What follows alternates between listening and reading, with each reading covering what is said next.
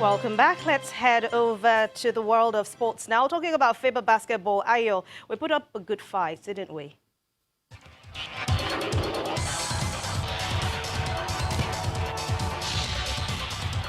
Yes, indeed, and we put up a good fight, but it just wasn't enough as Russia has beaten Nigeria 82 to 77 points in the opening Group B game of the 2019 FIBA Basketball World Cup in China. Well, the D-Tigers started the game pretty slowly, giving the Russians the edge in the first quarter 18 to 13 points, but they fought back to tie the second quarter 22 points apiece.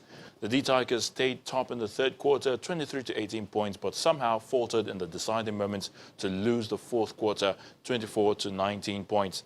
Minnesota Timberwolves guard Josh Okogie emerged as top performer for the 2015 African champions with 18 points, 3 rebounds, 4 assists and 1 steal, while Andrei Zubkov earned 12 points, 4 rebounds, 4 assists and 1 steal to become top performer for the Russians. Nigeria will next play Argentina in the second Group B game. That's on Monday, September the 2nd. Egypt has emerged overall winner of the African Games for a record 6th time after the North African country passed the 100 gold medal mark and the 250 medal mark. Egypt finished top of the medals board with 101 gold, 97 silver and 72 bronze with a total of 270 medals. Nigeria finished in second place with 46 gold, 33 silver, 47 bronze, totaling 126 medals. It's the 6th time Nigeria will be ending the games in second place after achieving similar feats in 1965, 1973, 1978, 1999 and 2015. South Africa is third with 36 gold, 26 silver and 25 bronze, totaling 87. Algeria is fourth with 124 medals, Morocco fifth with 107 medals, while Tunisia sits in sixth place with 96 medals. The next Africa Games comes up in Accra, Ghana in 2023. In the English Premier League, Yannick Vestergaard's towering header gave 10-man Southampton a point after forcing Manchester United FC to a 1-1 draw at St Mary's Stadium. Sheffield United also battled back from 2 goals down to snatch a point at Stamford Bridge against Chelsea, with Kurt Zuma's late own goal making the scoreline 2-2. Elsewhere, Jordan Ayew's instinctive finish helped Crystal Palace secure a 1-0 victory over 10-man Aston Villa at Selhurst Park. Defending champions Manchester City ran riot as they hammered Brighton 4-0 with goals from Kevin De Bruyne, Bernardo Silva and a brace from Sergio Aguero. Newcastle played a 1-1 draw with Watford, while West Ham beat Norwich, courtesy of goals from new boy Sebastian Haller and Andriy Yarmolenko. Liverpool, the European champions, beat Burnley 3-0 at Turf Moor to go top of the table on the night. Goals coming from Trent Alexander-Arnold, Sadio Mane and Roberto Firmino.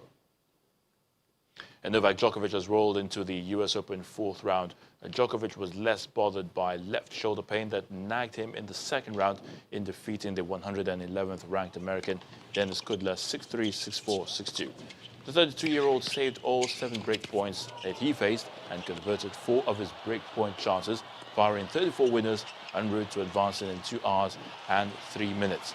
The Serbian booked a Sunday showdown with the 3-time Grand Slam winner Stanislas Wawrinka, who eliminated the Italian Paolo Lorenzi 6-4, 7-6, 7-6.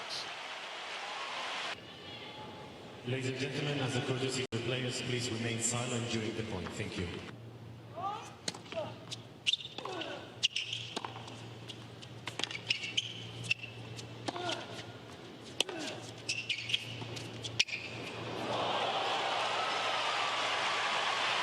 Advantage Djokovic.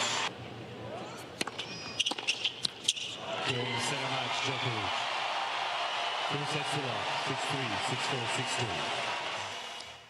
6-3. 3-time champion Rafa Nadal has progressed to the fourth round of the US Open after straight sets victory over South Korea's Chung Hyun. Nadal produced a near-flawless performance to defeat Hyun 6-3, 6-4, 6-2 and book his place in the round of 16. Canada's 15th seed Bianca Andreescu also advanced after beating former Australian Open champion Caroline Wozniacki in the third round of the US Open. The 19-year-old playing at Flushing Meadows for the first time won 6-4, 6-4 in the match featuring 10 service breaks. And that's a wrap on Sports News. I'm Ayotunde Balogun. It's back to you, Anne.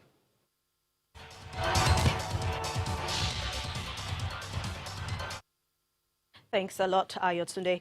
Undeterred by a police ban and the arrest of prominent activities and activists, Hundreds of protesters in Hong Kong have taken to the streets for a 13th consecutive weekend. Police used tear gas and water cannon to disperse the crowd, and protesters lit fires and even attacked the Legislative Council building. The protests is happening a day after several prominent pro-democracy activists and lawmakers were arrested. The protest movement grew out of rallies against the controversial extradition bill now suspended, which would have allowed criminal suspects to be sent to mainland China for trial. It has since become a border pro-democracy movement in which clashes have grown more violent. Demonstrations have also been taking place across the UK against Prime Minister Boris Johnson's decision to suspend Parliament in the run-up to Brexit. Thousands of protesters took to the streets in cities including Manchester, Leeds, York and Belfast, while parts of central London were also brought to a standstill. A small group of counter-protesters marching in support of the Prime Minister also gathered in Westminster. His critics have been saying the length and timing of the suspension is controversial, and it's coming just weeks before the Brexit deadline on October the 31st.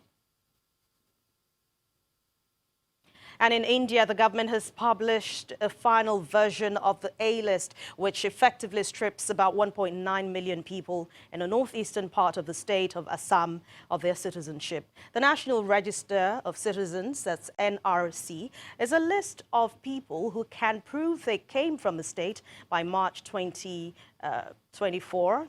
That's the day before the neighboring Bangladesh declared independence from Pakistan. Now, people left off that list will have 120 days to appeal against the exclusion. But India says the process is needed to identify illegal Bangladeshi migrants. It has already detained thousands of people suspected of being foreigners in temporary camps, which of course are housed in the state's prisons. But deportation is currently not an option for India. And the main news again.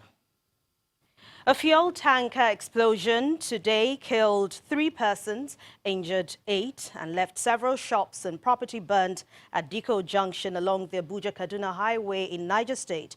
The Federal Road Safety Corps and the State Emergency Management Agency blamed the incident on recklessness and illegal activities around the area. Also today, the kidnapped lawmaker representing Zaria in the Kaduna State House of Assembly, Mr. Sulaiman Dabo, was released by his abductors. Police say the lawmaker was released last night after his family paid a ransom to the kidnappers. He was kidnapped on Friday afternoon along Zaria-Kaduna Highway.